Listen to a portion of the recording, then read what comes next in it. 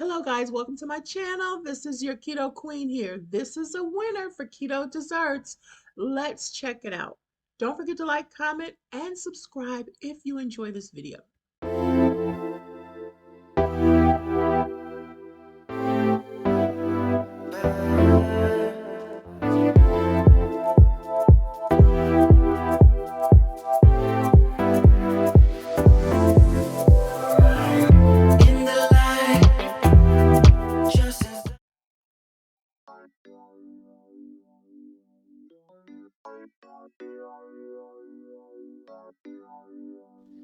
Hi guys, it's your Keto Queen here. Welcome to my channel once again.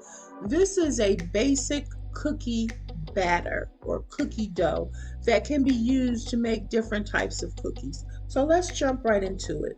I'm starting with a half cup of coconut flour,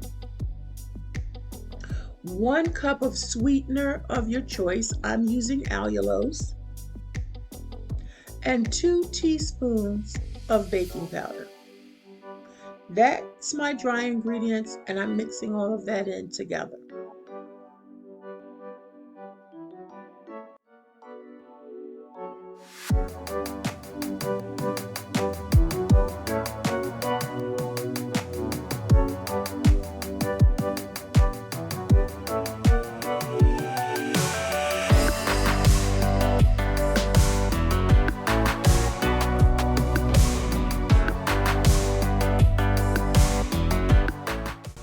Okay, now I'm going to mix the wet ingredients, which calls for 2 eggs, 3/4 cups of melted butter, and 2 teaspoons of vanilla extract. I also added 1 teaspoon of caramel syrup. It's 0 calories and 0 sugar.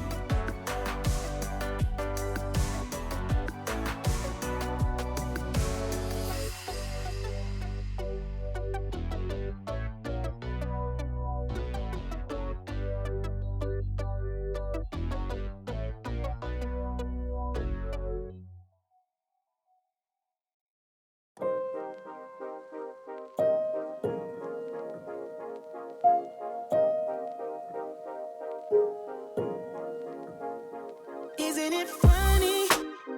We came to that. I thought I won you over, but you were holding back. Isn't it funny? You could not care less. How you took those words back, now I'm just a mess. I'm running away from escaping dreams of yesterday. Convincing me this can't be. Okay, so after we've mixed the dry ingredients into the wet, we want to check for the consistency. That was the advice on the recipe this came from Janet's Delicious Low Carb Kitchen. That's the channel that I got this recipe from. So she suggested that you form a little cookie bowl to see how consistent it is, and if you need to add more coconut flour, you do so. I ended up adding a little less than a third of a cup of additional coconut flour to get the texture that I wanted. She also suggested that you form a little cookie and bake it to see if the cookie comes out the way that you want it to come out. Okay, so after mixing the wet and dried ingredients together and forming your dough, you have to let the dough rest for about 15-20 minutes or so that the coconut flour can continue to absorb the moisture in the batter. And I really learned a lot from her channel, just understanding what it means to be gluten-free and just dealing with the different textures or experimenting with the different textures of coconut flour versus almond flour. And I think I'm falling in love with the almond flour a little bit more. But in any event, I'm going to put this in the refrigerator and then come back and start forming my cookies. So guys, this dough ended up staying in the refrigerator overnight, and so it's nice and cold, and we're going to begin to roll it out and form cookies.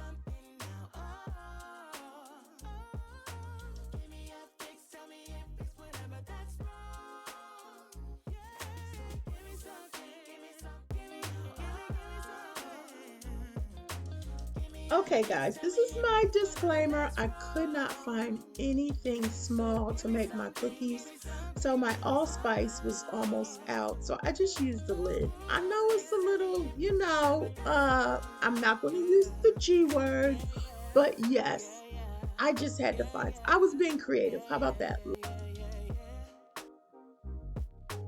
And my cookies turned out being a really good size.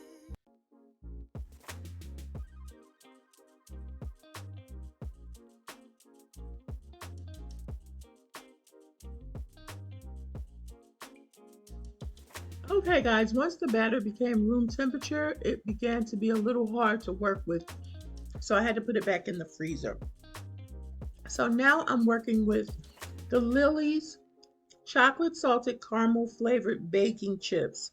I wanted to give it just that little caramel flavor or caramel flavor, and I wanted you to see how many carbs were in these. So when we look, we can see that there are about 8 carbs in 33 chips, plus 3 grams of fiber. So that's a lot to work with.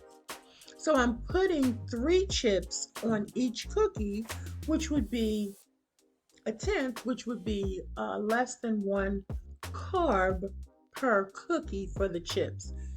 If you don't get it, it's okay. I'm a former math teacher, and every now and then I go like wild on the number side. All right, so the batter has gotten cold, so I'll be able to finish off this cookie tray.